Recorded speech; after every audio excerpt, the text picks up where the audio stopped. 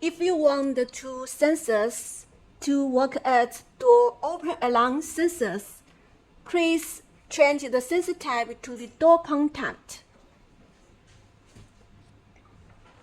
Click Accessories.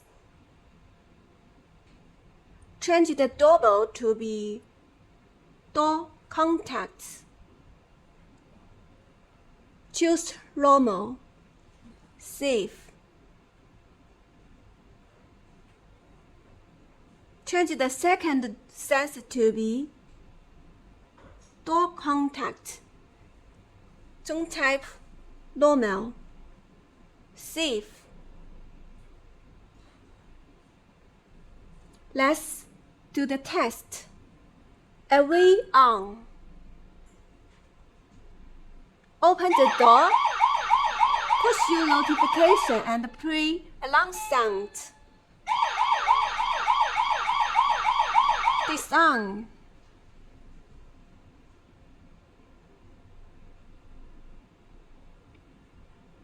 Once you get a notification, please remember to turn on the button.